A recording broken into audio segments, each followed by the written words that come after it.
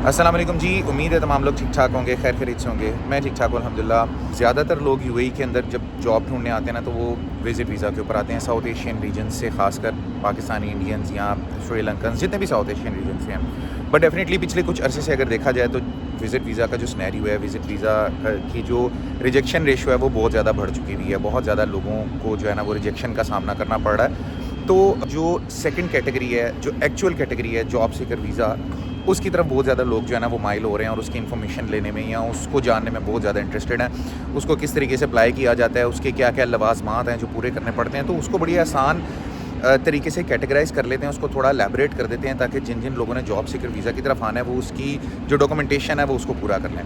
देखिए, job seeker visa की जो सबसे पहली रिक्वायरमेंट होती है ना वो ये होती है कि आपके पास almost minimum 6 month valid passport होना चाहिए। ये कहने के लिए है, बट वैलिड जो पासपोर्ट की जो आपकी डेट है वो ज़्यादा हो तो ज़्यादा बेटर है। बट आपके पास वैलिड पासपोर्ट होना चाहिए जिसकी मिनिमम रिक्वायरमेंट 6 मंथ वैलिडेशन होनी चाहिए। आपकी जो है वाइट बैकग्राउंड फ़ोटोग्राफ होनी चाहिए, आपका आईडी कार्ड होना चाहिए। ये बेसिक रिक्वायरमेंट है जो तमाम लोगों को पता है। अब इसके बाद जो मेजर डॉक्यूमेंटेशन है ना, हम उसके ऊपर बात कर लेते हैं। आपकी रिज्यूमे मेक श्योर वो सही अच्छे तरीके से बनी होनी चाहिए। आपके जो एजुकेशनल डॉक्यूमेंट हैं आइदर आपके पास हैं या नहीं है, वो आपके पास होने चाहिए। आपके पास ऑलमोस्ट मिनिमम 6 मंथ की जो बैंक स्टेटमेंट है वो होनी चाहिए ताकि यूएई गवर्नमेंट को ये बताया जा सके कि 6 मंथ्स तक आपके पास जो है ना वो फ़ंड्स हैं यहाँ पर सर्वाइव करने के लिए।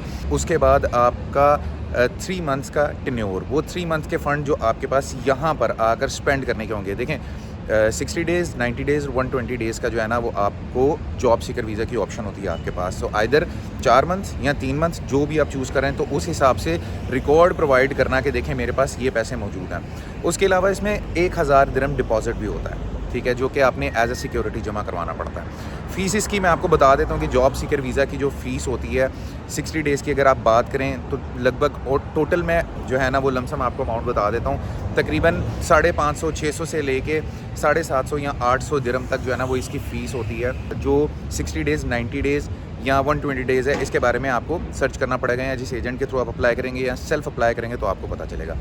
ये वो बेसिक सिनेरियोज़ हैं जो मैंने आपको बता दिए।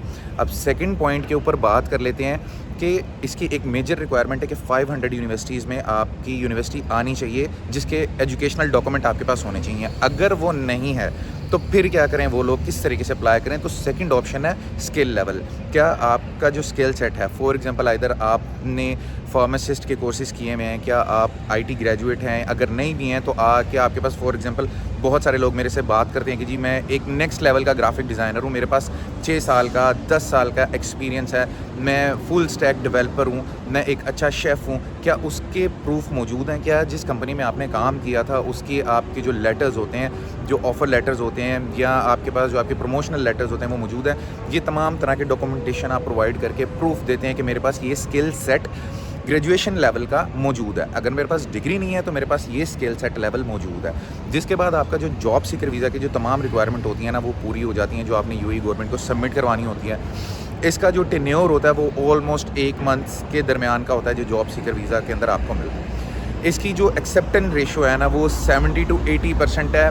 मोस्ट प्रोबेबली अगर डॉक्यूमेंटेशन के अंदर थोड़ा मसला है तो फिर आपका रिजेक्शन आती है। अदर देन दैट जो जॉब सीकर वीज़ा की जो एक्सेप्टेंस रेशो है ना वो 70 to 80% ईजीली है। यानी रेयर केसेस में 10 to 15% लोग होंगे जिनकी अगर डॉक्यूमेंटेशन पूरी नहीं है सही तरीके से, जो एक्यूरेट गाइडलाइंस दी गई हैं अगर उस तरीके से नहीं प्रोवाइड की गई तो तब रिजेक्शंस होती हैं। और डेफिनेटली अगर आप डॉक्यूमेंटेशन सही करके वापस उसको सबमिट करवा देते हैं तो वो भी एक्सेप्टेंस में आ जाता है। ये बड़ी बेसिक लेवल पे मालूमात है जो मैंने आपको बता दी हैं कि जॉब सीकर वीज़ा के लिए जो जो रिक्वायरमेंट होती हैं वो क्या होती हैं।